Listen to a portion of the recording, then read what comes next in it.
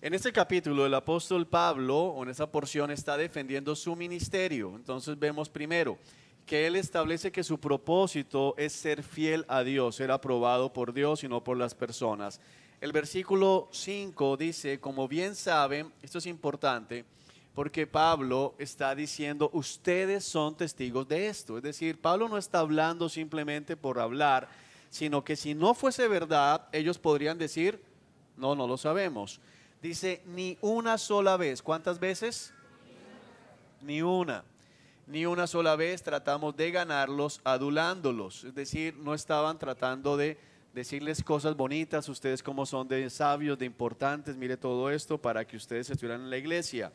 Y Dios es nuestro testigo de que nunca aparentamos ser amigos de ustedes con el fin de... Qué bonita frase para el día de hoy. ¿Sí? Parece escrito la semana pasada esta carta. Ok. Bueno, entonces Pablo habla con claridad de que su propósito en el ministerio no es tratar bien la gente para sacarle dinero a la gente. Es muy claro lo que dice aquí el Señor. De ahí brincamos al versículo 12 del capítulo 2, el llamado a una vida santa. Entonces miremos, hermanos.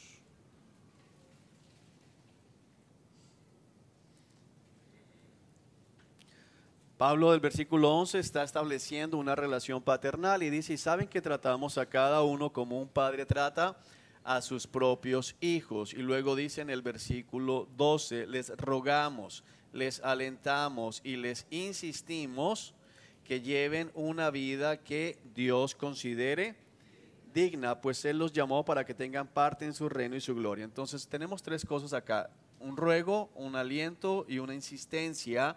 Las tres cosas, ¿con qué propósito? Que lleven, que tengan una vida que Dios considere digna. Es un llamado a la santidad. Es el mismo llamado que encontramos en Romanos, es el mismo llamado que encontramos en Efesios capítulo 4. Por lo tanto, hermanos, les ruego que lleven una vida digna del llamado de Dios, porque en verdad han sido llamados.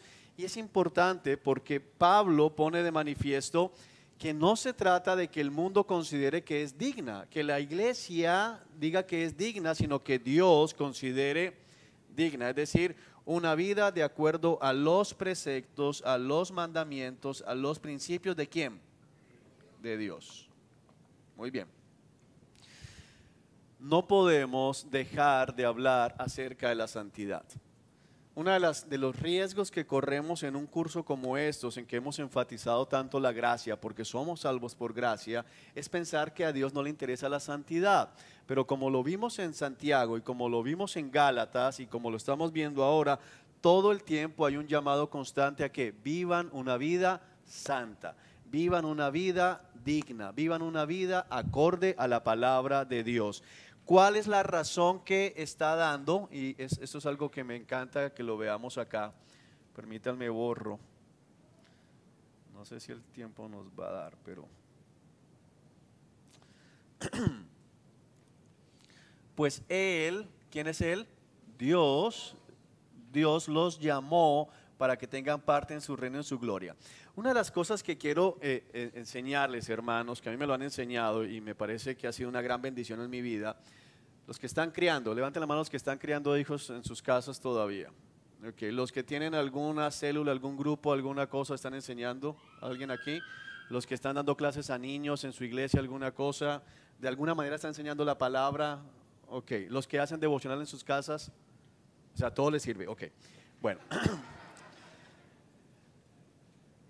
En el Nuevo Testamento, préstame atención, en el Nuevo Testamento cada llamado a un mandamiento, cada llamado a la vida santa siempre va ligado al Evangelio. Es decir, no hay nada en el Nuevo Testamento que llame simplemente haga cosas porque sí, sino todo va ligado al Evangelio. Entonces, aquí ¿qué dice? Les rogamos, les alentamos, les insistimos en que lleven una vida que Dios considere digna, es decir, un llamado a la santidad, pues Él los llamó. Y lo importante aquí es el llamado. ¿Qué significa? Dios los eligió.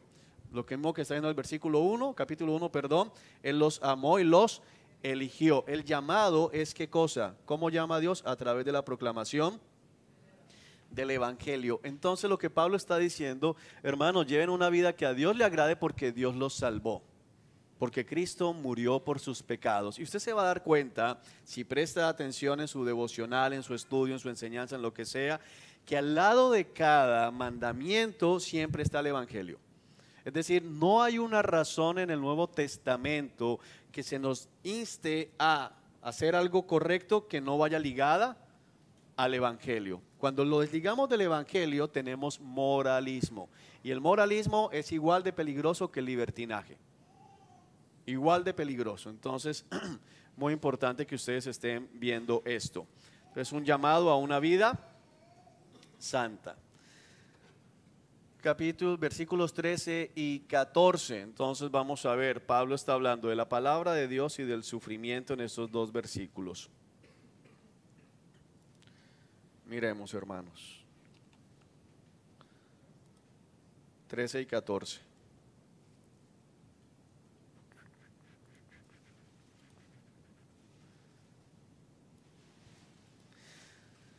Dice, por lo tanto, nunca dejamos de darle gracias a Dios de que cuando recibieron su mensaje de parte nuestra, ustedes no consideraron nuestras palabras como solo ¿qué? Ideas humanas. ¿Qué pasó? Allá los hermanos de comunicaciones. No consideraron lo que nosotros les dijimos, nuestras palabras, como solo ideas humanas, sino mira lo que dice acá, tomaron lo que dijimos como la misma, ¿qué cosa? Ahora en ningún lado, ¿ya? Ok.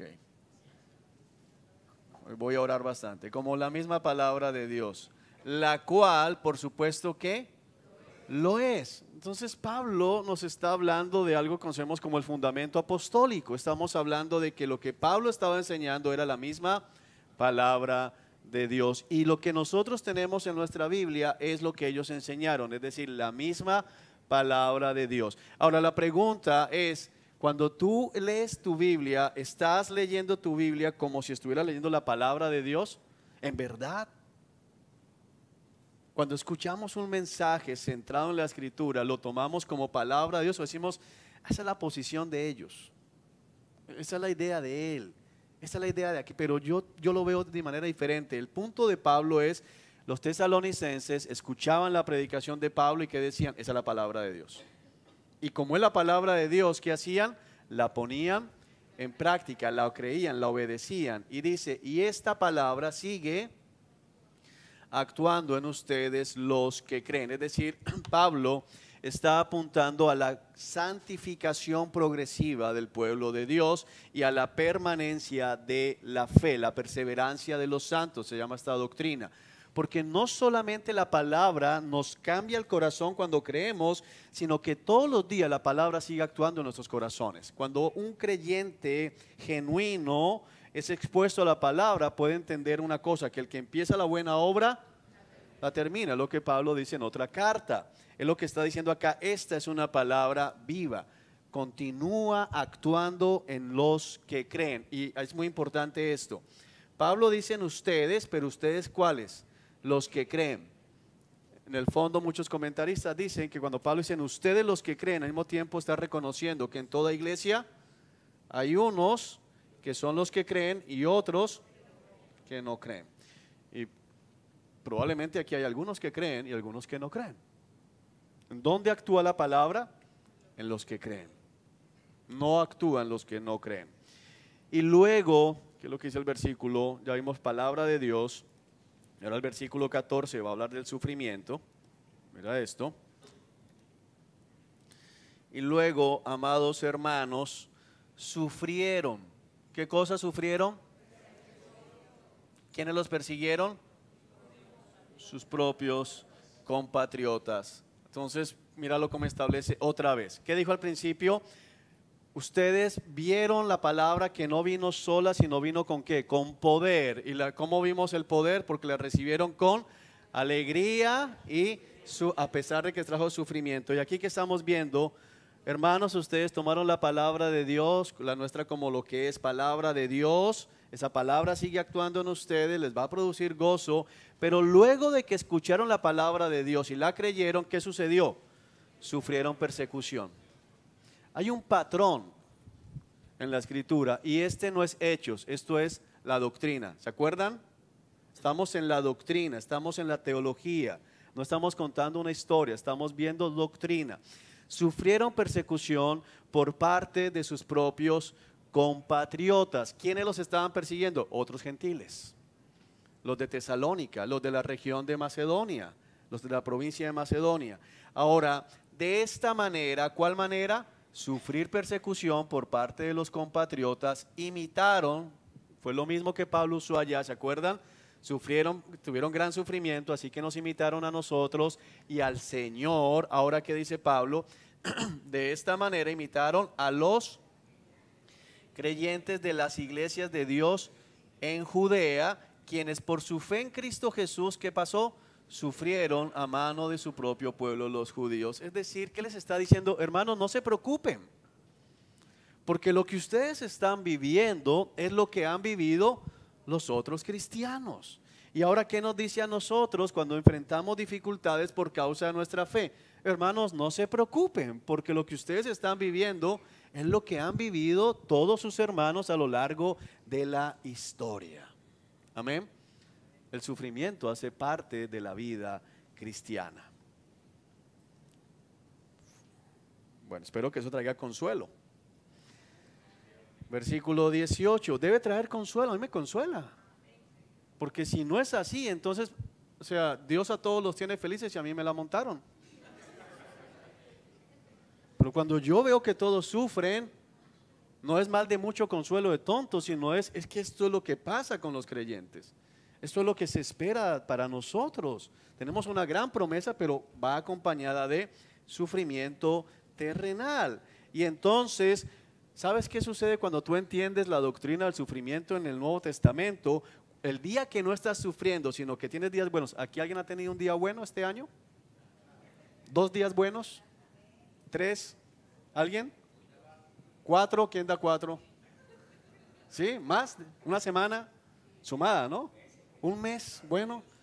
Hermano, cada día bueno es un gran privilegio y una demostración de gracia. Porque estamos llamados al sufrimiento y tenemos días buenos. Entonces me disfruto mucho más los días buenos todavía. Porque digo, podría estar siendo perseguido, podríamos estar en este momento escondidos debajo de una cueva y estamos en este salón. Hay gracia. Somos bendecidos más allá de lo que nos imaginamos. 2:18, el estorbo de Satanás. Este versículo es tremendo. Amados hermanos, mira lo que dice. Después de estar separados de ustedes por un breve tiempo, aunque nuestro corazón nunca los dejó, Pablo muestra su amor por ellos. Hicimos todo lo posible para regresar debido a nuestro ¿qué? Intenso anhelo de volver a verlos. Teníamos muchas ganas, dice Pablo acá, de visitarlos de nuevo. Y yo, Pablo, fíjate que nosotros, yo, Pablo, lo intenté una y otra vez, o sea, varias veces, pero nos lo impidió. Satanás nos lo impidió. Entonces vamos a establecer, número 1, no sabemos qué fue lo que pasó. No sabemos qué fue lo que sucedió, por qué Satanás o de qué manera Satanás no permitió que Pablo viajara, porque los versículos siguientes dicen que cuando no pudo soportarlo más envió a Timoteo. Y Timoteo sí pudo llegar, pero Pablo no pudo viajar. Entonces, algunos comentaristas conjeturan de que Pablo tal vez estaba enfermo, de que habían complots en el camino contra Pablo, pero la realidad es que la Escritura no nos dice de qué manera Satanás se lo impidió. Pero lo que tenemos claro es que fue Satanás. No sabemos de qué manera, pero el enemigo de los creyentes está allí. No permitió que Pablo llegara. Pregunta, ¿por qué Pablo no ató al diablo? ¿Por qué no lo ató?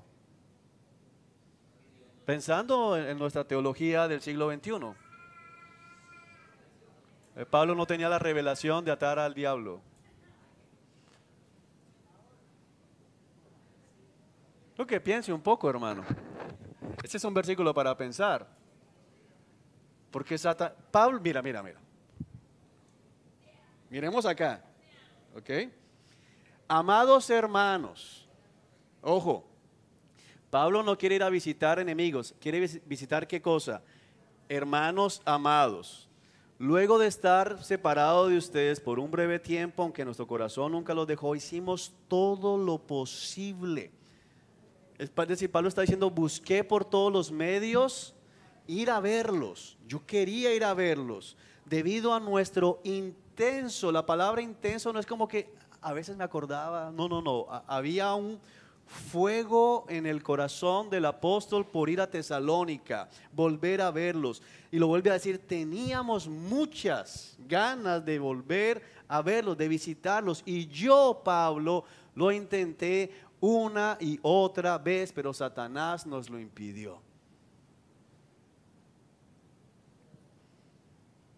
¿Por qué no reprendió al diablo y pasó? Te reprendo al lado, te echo, te mando al fondo del abismo, y siguió para Tesalónica.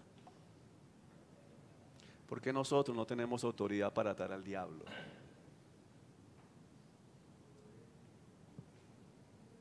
El que ata al hombre fuerte en todo el Nuevo Testamento es Cristo. No existe un solo verso en todo el Nuevo Testamento donde podamos ver que tenemos la autoridad de coger al diablo de esa manera. De hecho, cuando lleguemos a la carta a Judas, vamos a volver acá y nos vamos a dar cuenta que lo que dice el Nuevo Testamento es que estar metiéndonos con los demonios es peligroso y contraproducente, según lo que dice la teología. Ahora, vuelvo a ser claro, si es verdad que podemos hacerlo, ¿por qué Pablo no lo hace? Si es verdad que debemos hacerlo, ¿por qué Pablo no lo hace?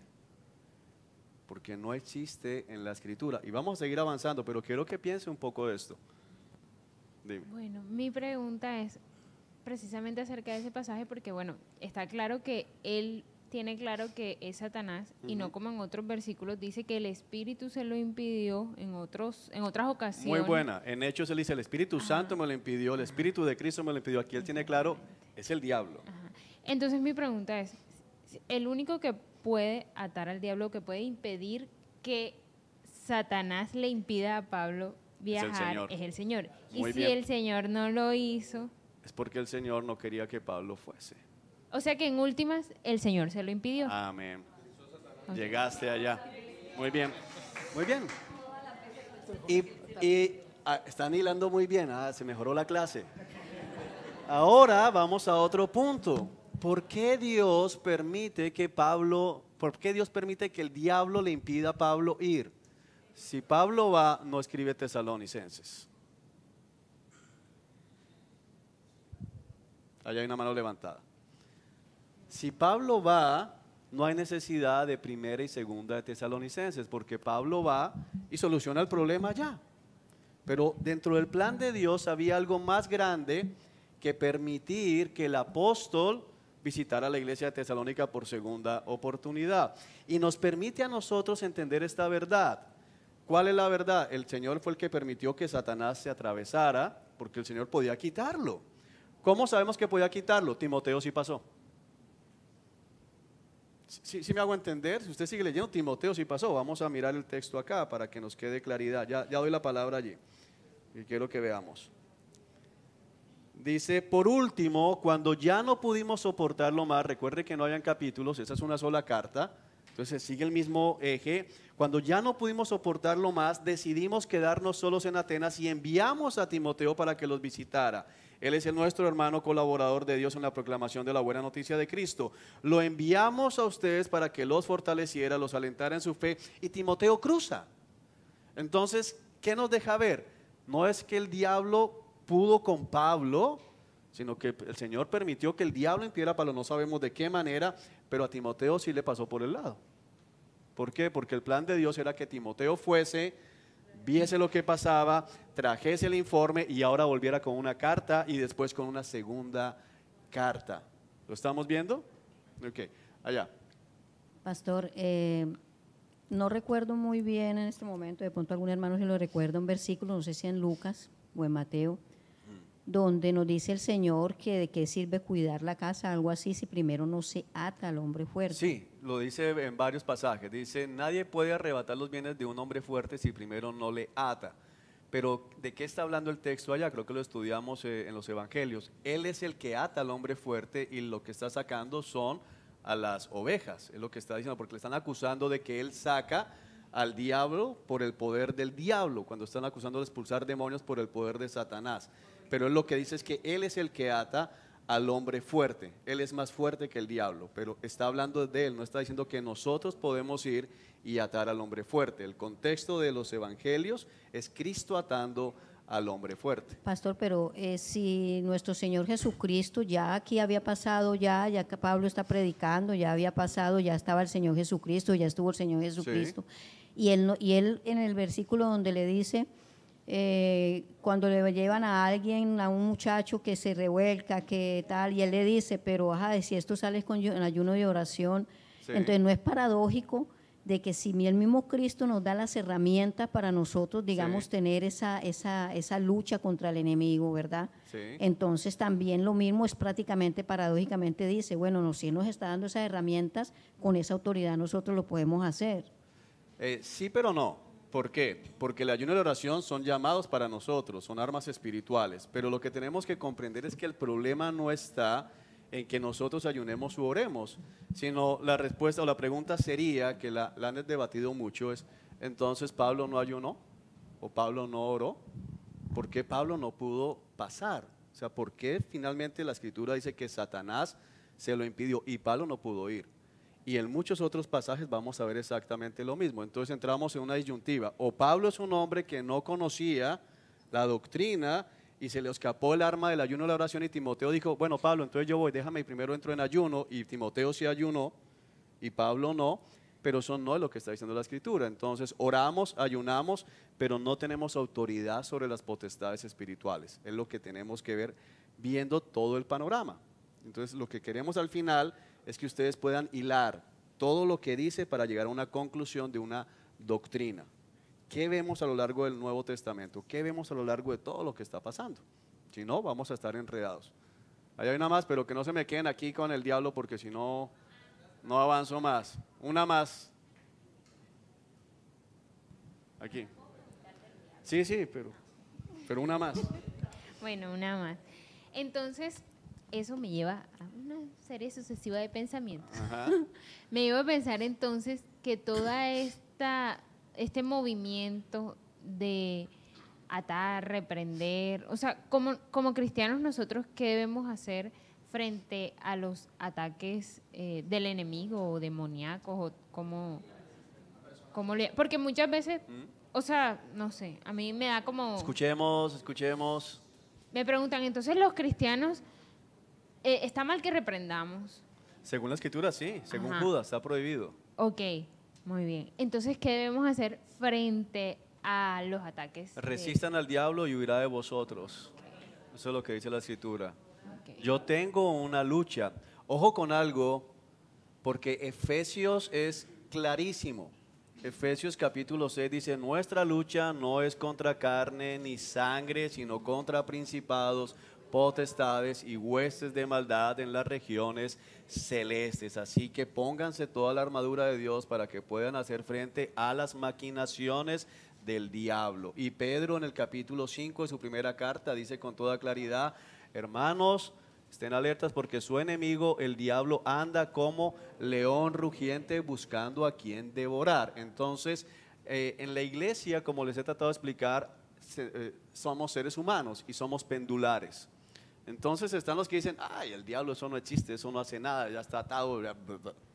Pero es necio, porque la Escritura dice que tenemos un enemigo. Y ese enemigo, lo estuve predicando ayer aquí en la iglesia en el servicio dominical, ese enemigo es real y ese enemigo tiene un ejército gigantesco. Se llevó la tercera parte de los ángeles del cielo, son demonios, entonces son reales y pensar que no pasa nada es ingenuo. El otro lado es el ministerio Cazafantasma y entonces le ando buscando pelea por todos lados. No, yo soy consciente de que hay una realidad espiritual, pero la enfrento como me dice la escritura en las cartas teológicas. ¿Cómo me dice que lo enfrente? Oro y me someto a la voluntad de Dios. ¿Por qué yo no reprendo? Yo reprendía, pero me voy a Judas y bueno, voy a ir solamente porque no quiero que quede alguien allí. Oh, nos vamos a ver el lunes 2. Judas. De la misma manera, miren esto, de la misma manera, estos individuos que pretenden tener autoridad por lo que reciben en sueños, llevan una vida inmoral, desafían a la autoridad y se burlan de los seres sobrenaturales. Dice los griegos, dice los ángeles caídos. Pero ni siquiera Miguel, mira esto, ni siquiera Miguel, uno de los ángeles más poderosos, el original dice Miguel el arcángel, se atrevió a acusar, se atrevió a reprender al diablo, sino que simplemente le dijo que el Señor te reprenda.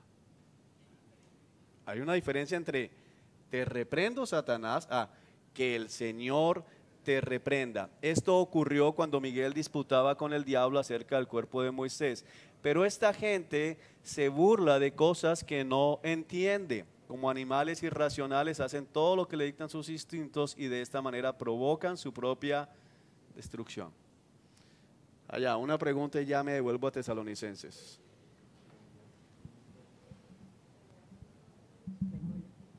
Buenas noches. Dime.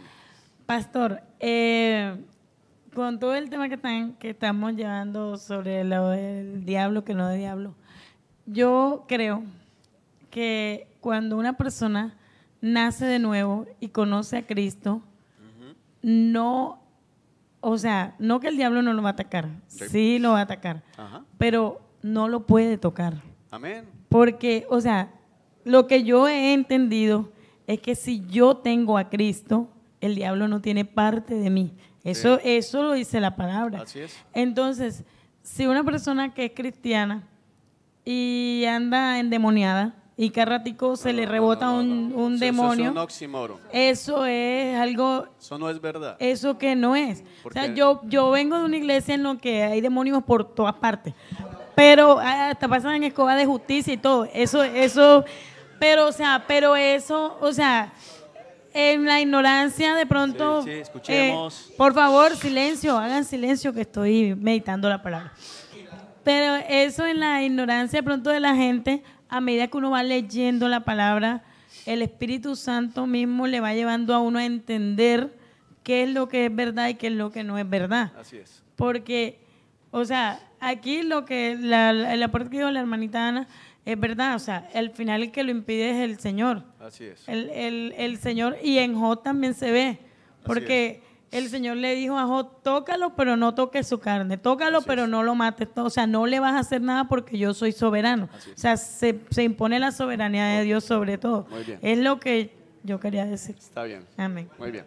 Ok, ya para cerrar, porque no quiero, miren, una cosa importante, estamos en clase, ya llevamos más de 1 año y medio trabajando juntos y puede ser jocoso aquí, pero yo quiero que tengan mucho cuidado con los hermanos que todavía creen esto, porque todavía no han visto las cosas. Y para que quede claro que yo no estoy como, yo me sentaba en el sofá de mi casa hace 10 años, a la 1 de la mañana usualmente, especialmente cuando había la hora de fiestas de los sábados y preparando el servicio del dominical, y cogía la espada de fuego que me han entregado a mí.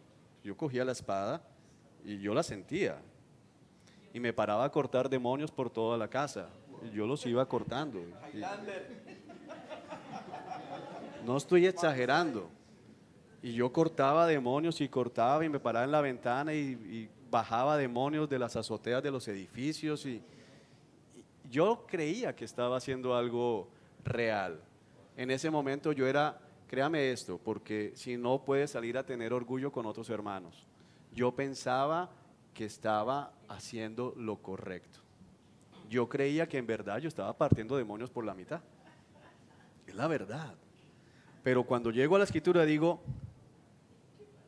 pero si yo no puedo, si ni siquiera Miguel reprende al diablo, y Judas dice que es algo tonto hacerlo, que no puedo, entonces todo lo que yo he hecho no está bien. Ahora, lo hice por ignorancia, fue lo que me enseñaron, pero no podemos jactarnos ahora que entendemos la verdad. ¿Qué tenemos que hacer, Señor? Gracias.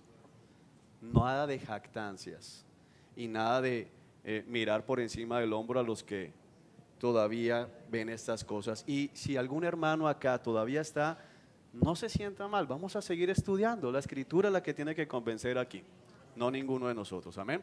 Bueno, sigo porque ya 8:34, hasta ahí me quedé. Seguí. Bueno, el sufrimiento inevitable, capítulo 3, versículo 4. Capítulo 3, versículo 4 nos dice aquí, vamos a leer desde el 3. Envían a Timoteo, que nos conecta con lo que vimos del estorbo de Satanás. Lo enviamos a ustedes para que los fortaleciera, los alentara en su fe y los ayudara a no ser, ¿qué cosa? Perturbados por las dificultades que estaban atravesando. Pablo reconoce algo, hermanos, y es que usted y yo todavía seguimos en este cuerpo mortal. Y aunque en Cristo vamos haciéndonos más fuertes, aunque en Cristo podemos enfrentar las pruebas de una manera diferente a medida que avanzamos. Si usted en verdad es cristiano, usted sabe de qué estoy hablando. Cada prueba cuando vuelve como que, ok, he sido un poco más fuerte, ya no me desesperé como me desesperé la vez anterior, pero al final seguimos siendo carne y podemos ser perturbados, es decir, perdemos como que la paz, perdemos tranquilidad muchas veces por las dificultades que estamos, ¿qué? Atravesando. Fíjate, el verbo aquí es no por las dificultades que atravesaron, sino por las dificultades que atraviesan en este momento. Y qué consuelo es para nosotros ver esta carta y entender que Dios pone hermanos en nuestras iglesias para alentarnos cuando estamos pasando por las dificultades. Esa es la bendición que vemos acá. Número 2, pero ustedes saben, o sea, primero Pablo les dice, les envía a Timoteo, yo quería hacerlo, pero como no pude hacerlo porque el diablo me lo impidió, envié a Timoteo para consolarlos, para animarlos, para fortalecerlos en su fe. Pero hermanos, yo quiero decirles algo, lo que dice Pablo acá, ustedes saben. ¿Qué significa esto de ustedes saben? Yo ya les dije, se los enseñé, que estamos, ¿qué cosa? Destinados, no es opcional. Ojo, quiero que leas esta palabra, destinados. No es opcional, a pasar por tales dificultades. Es decir, Pablo les está diciendo, hermanos, yo sé que es difícil, por eso Timoteo va, por eso yo quería ir, por eso les animamos, pero hermanos, yo les advertí que esto iba a pasar, que estábamos destinados a pasar por tales dificultades. Por eso, hermanos, es que tenemos que predicar el evangelio completo. Cuando le predicamos el evangelio a alguien, tenemos que advertirle que ser cristiano lo va a llevar a dificultades. Porque cuando lleguen las dificultades, ¿qué va a pensar la persona? Esto es lo que me dijeron. Pero ¿cuánta persona conoce usted que se siente desencantado, desengañado del evangelio porque le prometieron a Mickey Mouse y le salió una película de terror? Entonces, no entiendo. Yo hice todo lo que me dijeron que tenía que hacer y sigo enfermo. Entonces pasamos por todas las dificultades. Verso 4, aún cuando estábamos con ustedes. Entonces mira, ¿de qué hablaba Pablo? Me encanta porque mucha gente dice, yo soy como el evangelio de Pablo, evangelio del reino. De acuerdo, este es el evangelio del reino. ¿Qué predicaba Pablo? Cuando estábamos con ustedes les advertimos, ¿qué cosa? Que las dificultades, no las bendiciones, las dificultades, ¿cuándo? ¿Qué harían? ¿Y qué pasó? Así sucedió, como bien saben. Y hermanos, ellos sí que saben. Les han quitado las casas, se han quedado sin trabajo, algunos han muerto. Ellos saben que lo que Pablo les dijo que iba a pasar, no solo pasó, estaba pasando. Mira, no hay mayor tranquilidad para mí, creo que ese ejemplo los he contado con ustedes, pero ayuda a ilustrar momentos difíciles en el ministerio cuando dos familias experimentaban la pérdida de sus bebés en gestación. Pero el haberle dicho a los hermanos que no había garantía de que sus bebés iban a gestarse hasta el final, me dio la tranquilidad de poder ir a abrazar a esos hermanos y decir, estamos contigo, llorando. Pero si yo hubiese prometido de claro que ese bebé está ahí y se muere el bebé, yo no sé con qué cara me presento. Hubiera dicho, ajá, Juan, ¿y qué voy a decir? Yo creo que te faltó fe, hermana. O tal vez tu esposo está en pecado y no ha confesado. ¿Sembraste bien la vez pasada que nos pusimos? No, hermano, ¿sabe qué? ¿Qué voy yo poder ir a esas clínicas y decirles, el Señor está con ustedes, hermanos? Y Cristo los ama a pesar de que están pasando por esto. Eso fue lo que el Señor nos advirtió. Eso trae consuelo. Y pudimos llorar juntos, abrazados, y seguir adelante como hermanos, porque el Evangelio libera. Esta es la verdad. Amén. Ese es el punto, hermanos. Bueno, sigamos. Esa carta me encanta. 7 al 8 del capítulo 3, versículos 7 y 8, cómo la perseverancia en la iglesia anima al apóstol.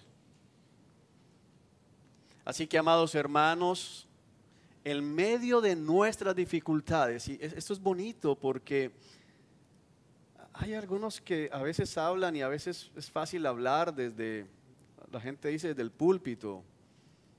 La gente a veces piensa que los pastores no pasamos por tribulaciones, no tenemos dificultades. Pero Pablo en el versículo 7 está diciendo así que, amados hermanos, en medio de nuestras dificultades. Entonces mira que Pablo que está diciendo, envía a Timoteo para que los consolara en medio de ¿qué? De las dificultades que ustedes tienen. Pero cuando Timoteo vuelve con las noticias de que ustedes han perseverado, entonces en medio de nuestras dificultades, o sea, todos estamos ¿qué? En dificultades. ¿Sí ven lo bonito de esto, hermanos? Aquí no hay una casta que no sufre. Todos tenemos dificultades en la iglesia. En medio de nuestras dificultades y sufrimientos hemos sido muy animados porque suena por ahí, porque han permanecido firmes en su fe. Nos reaviva, nos reanima saber que están firmes en el Señor. Pues fíjate que Pablo no dice me anima a ver que se sanaron, aunque Pablo ora por la sanidad de ellos. Me anima a ver que consiguieron dinero, aunque Pablo ora por eso. Pero ¿qué es lo que trae ánimo al apóstol Pablo? Que siguen firmes en la fe. Mira, para los verdaderos pastores no hay nada que traiga más ánimo que ver que el rebaño permanece firme en medio de las dificultades. Ahí estamos, no me aparto de Cristo, sigo. Nos animamos al ver que la fe permanece firme. ¿En quién? En el Señor, no en Pablo, sino en el Señor. Amén. Tremenda carta, hermanos. Mucha doctrina para nosotros. Ok, luego vemos al capítulo 4. La santidad no es opcional. Para los que todavía piensan a veces que esto es la santidad, bueno, algunos son más santos que otros si quieren, pero yo no. Versículo 3, la voluntad de Dios es que sean santos. Me encanta, es muy claro. ¿Alguien tiene dudas de lo que dice? Es clarísimo. ¿Cuál es la voluntad de Dios para la iglesia? Que sean santos. Sean santos. Esto es sencillo, ahora llevarlo a la práctica, pero por lo menos entendemos que la voluntad de Dios es que seamos santos. Ahora, en este punto del capítulo 4, Pablo está hablando de la vida en moralidad sexual, porque habían prácticas y habían todavía hermanos fallando en esta área. Dice, entonces, aléjense de todo pecado sexual, no uno solo, todo pecado sexual. Y como resultado, cada uno controlará su propio cuerpo y vivirá en santidad y honor y no en pasiones sensuales, como viven los paganos que no conocen a Dios ni a sus caminos. Y al parecer había casos de hermanos metiéndose con la esposa de los otros hermanos, porque el versículo 6 dice, nunca hagan daño a un hermano, ni lo engañen en este asunto teniendo relaciones sexuales con su esposa. Entonces, al parecer, no tenemos certeza, al parecer eso estaba sucediendo en algunos casos, muy difícil. Pero Pablo dice, versículo 7, Dios, ¿qué ha hecho? nos ha llamado a vivir vidas santas, no impuras. Por lo tanto, entonces tenemos otro mensaje acá. Todo el que se niega a vivir de acuerdo con estas reglas no desobedece enseñanzas humanas, sino que ¿qué hace? Rechaza a Dios, quien les da el Espíritu Santo. Bueno, muy bien. Ahora vamos a entrar en la corrección doctrinal, capítulo 4, versículos 13 al 18. Tiempo. La esperanza de la resurrección.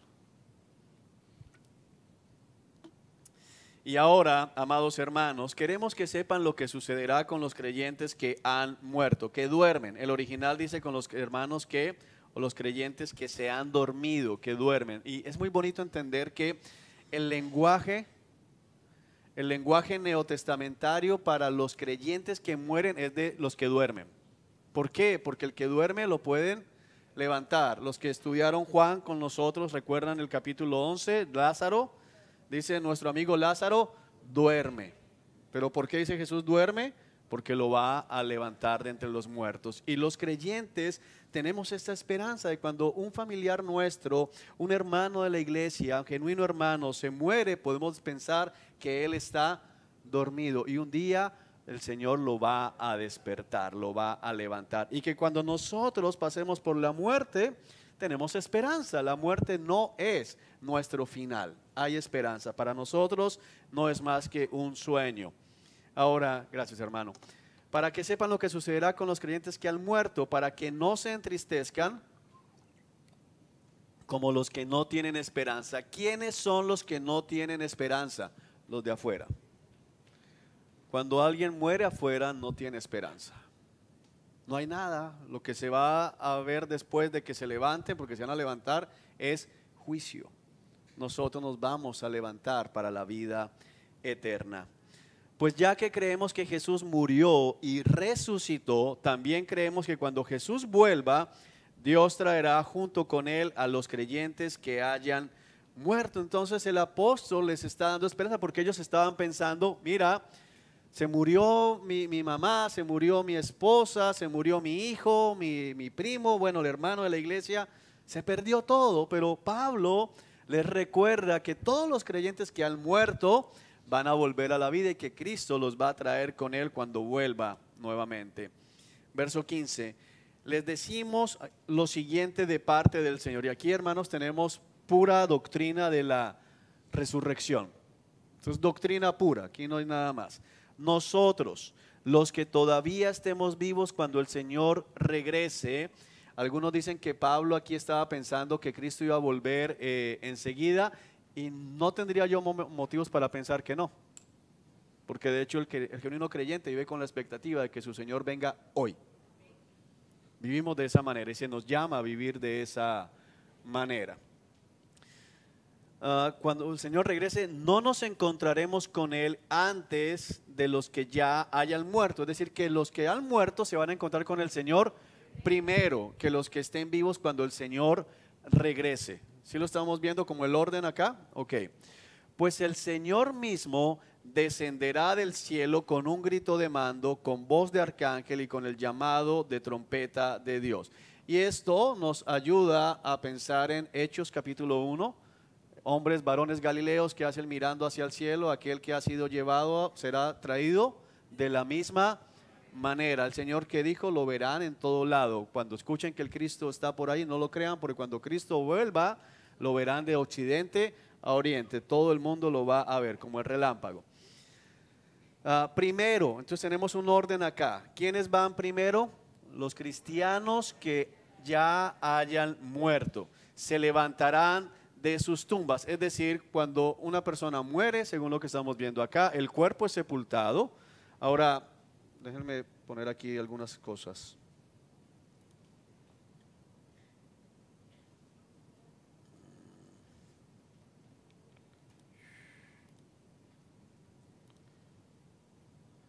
Ok. No me dejó. Es que tengo aquí varios ya. Bueno, primero, los cristianos que hayan muerto se levantarán de sus tumbas. Ahora, ¿significa que los cristianos que no están en una tumba, sino que se los comió un león, pensando en la época de ellos, que fueron calcinados en el fuego como antorchas, entonces no califican? No, la tumba, la palabra tumba acá hace referencia a los que están muertos. O sea, no importa si es una tumba, no importa si murió ahogado en el mar, se lo comió un tiburón, no importa si hablando de nuestra época fue víctima de una bomba, lo que haya sido, se desintegró completamente, no importa. Algunos creyentes que no miran todo el contexto han llegado a decir que si no lo sepultaron en una tumba, no se va a levantar. Y con eso le han robado esperanza a mucha gente, que haya muerto. Eso es lo que está diciendo acá. Ellos son los primeros, hay un orden. Luego, es decir, segundo, junto con ellos, nosotros los que aún sigamos vivos sobre la tierra, seremos arrebatados, y de aquí es donde viene la famosa doctrina del rapto. Seremos arrebatados, porque la palabra aquí se puede traducir de esa manera, raptados. Seremos arrebatados, quitados, sacados en las nubes para encontrarnos con el Señor. ¿En dónde? En el aire. Entonces, lo vamos a ver el otro año en escatología, pero solo como por dejarlos picados para el otro año. Esta es una de los textos que genera dos posiciones teológicas. Los hermanos que consideran que el rapto de la iglesia y la venida de Cristo son un mismo evento, y los hermanos que consideran que hay dos eventos separados. Uno que es esto, se llama el rapto, donde el Señor lleva a su iglesia y se encuentran con Él en el aire, y otros que piensan que eso es todo inmediato. La posición del seminario, la conocen algunos, es que son dos eventos separados, pero muchos hermanos que saben, ojalá yo quisiera saber la 10ª parte de lo que saben ellos y lo que estudian ellos, piensan que es un solo evento. En escatología miraremos las dos posiciones a detalle, pero aquí en este texto es claro que nos vamos a encontrar con el Señor en el aire. Entonces estaremos con el Señor para siempre. Así que anímense unos a otros con estas palabras. Entonces, fíjate una cosa tremenda. Entonces, desde el punto de vista escatológico, hay un proceso. Los muertos van a salir de las tumbas, entonces lo que se cree es que los espíritus están descansando con el Señor, pero cuando Cristo venga, Él va a resucitar los cuerpos de esos hermanos para que se unan nuevamente con su espíritu y vivan eternamente con Él. ¿De dónde sacamos esta doctrina? Cristo se levantó con carne y hueso. O sea, no vamos a ser espíritus por ahí flotando en las nubes. Vamos a tener cuerpos. Entonces el cuerpo se descompone y el milagro es que el Señor crea un nuevo cuerpo. ¿De acuerdo? Número 2, los que estén vivos, eso lo explica más claramente Corintios en el capítulo 15, seremos transformados. Es decir, este cuerpo no puede ir al cielo porque este cuerpo es mortal, no puede heredar lo incorruptible, lo eterno. Entonces, en un abrir y cerrar de ojos vamos a ser transformados. Un nuevo cuerpo glorioso para ir a estar con el Señor. Pero el tema central de Pablo aquí es explicar esto, pero hay una cosa que no podemos perder de vista. ¿Qué viene haciendo Pablo en este capítulo 4? Animando a la iglesia, animándolos en medio de las tribulaciones. ¿Y qué dice? ¿Les explico esto para que sean expertos en escatología? No. Les explico esto para que puedan animarse unos a otros. ¿Cómo? Hermano, se acaban de llevar a mi papá, hermano, pero Cristo viene. Acaban de matar a mi fulano de tal de la iglesia, pero Cristo viene y se va a levantar. Es decir, ¿dónde encuentran ánimo los creyentes? En que Cristo viene. No animándose, no te preocupes que mira, se me quebró la empresa, viene una multinacional en camino, porque Dios si te quita eso te va a dar algo más grande. No, ese no es mi consuelo. Mi consuelo es Cristo viene. Cristo viene. Esa es la manera en que los creyentes de Tesalónica y de todo el Nuevo Testamento, incluyéndonos, debemos animarnos. Entonces, ¿cómo consolamos a estas dos familias que pasaron por la pérdida de sus bebés en gestación? Hermano, un día lo vas a conocer en el cielo. ya tienes un hijo esperándote allá. Tienes un hermano que te está esperando. Cuando venga Cristo, ese espíritu de ese bebé, porque según la Escritura ya tenía espíritu, eso nos enseña la palabra, se va a levantar y lo vas a conocer y Él te va a conocer. Hay esperanza. No lo viste ahora, pero vas a estar con Él. Y ahora, más allá, vamos a estar con el Señor. Pastor, hace poquito decía algo que me encanta, decía, sí, vamos a estar con la familia, pero no va a ser lo importante, va a estar Cristo. Entonces cuando esté Cristo, dice, no, yo no voy a poder vivir sin mi abuelita allá, sin mi tío allá, va a estar Cristo. O sea, cuando Cristo está, qué bueno que estás aquí, pero está Cristo.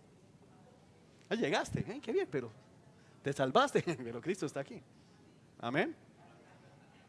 Ese es el punto, lo que nos consuela. Alguno no entendió el chiste, pero el consuelo es Cristo. El consuelo es que Cristo viene. Entonces, Romanos capítulo 8 va pegado en teología sistemática con este texto. ¿Por qué? ¿Qué diremos pues? Que si pasamos por dificultades o tribulaciones, ¿será que ya Dios no nos ama? De algo estoy seguro, que ni la vida, ni la muerte, ni lo pasado, ni lo presente, ni lo porvenir, ni ángeles, ni demonios, ni lo alto, ni lo profundo, ni principados, ni potestades, nada en esta creación puede separarnos del amor de Dios que es en Cristo Jesús. Entonces pasa por la tribulación que puedas pasar, hermano, pero anímate con que Cristo vuelve, y el día que Cristo vuelva te va a levantar, te va a cambiar el cuerpo y vas a estar con Él para siempre. Mira lo que dice Pablo acá, estarás con el Señor. Ahora, esto solo es consuelo para el creyente genuino. Para el que está aquí por oro, dice, pero van a dar calles de oro, ¿verdad? El creyente no le va a importar que hayan calles de oro. Pero ¿y el mar de cristal? ¿Es verdad? No nos interesa. Ahora, lo vamos a ver seguramente, hermanos. Y es verdad que no va a pagar arriendo, porque hermano, yo toda la vida he pagado arriendo, hermano. O sea, a mí me han dicho que allá no pago arriendo. Eso es verdad. No ha nacido de nuevo. El cielo no es el cielo por las calles de oro, ni el mar de cristal. El cielo es el cielo porque está Cristo. Eso es lo que está diciendo Tesalonicenses. Y con eso, hermano, usted puede enfrentar su semana. Amén. Vamos a orar. Terminamos aquí en la noche de hoy, y si Dios permite terminamos la próxima clase. Oremos. Padre, gracias. Yo te doy gracias, Señor, porque podemos cobrar ánimo. Yo cobro ánimo en medio de todas las dificultades que pueda estar atravesando, todas las dificultades que atravesamos como iglesia, las dificultades que atraviesan mis hermanos en sus casas, en sus congregaciones, en sus trabajos, las pérdidas, las traiciones, pero un día estaremos contigo para siempre. Permite que si alguno aquí no encuentra consuelo y ánimo en estas palabras, pueda arrepentirse genuinamente y buscarte. Y si alguno dice, pero no veo lo otro, puede darse cuenta que no ha nacido de nuevo, se puede arrepentir para que pueda algún día animarse con esas palabras. Estaremos con el Señor para siempre, que no hay nada mejor para nosotros. Gracias porque hemos entendido que Cristo es la perla de gran valor. Gracias, Jesús. Gracias por lo que permitiste en la vida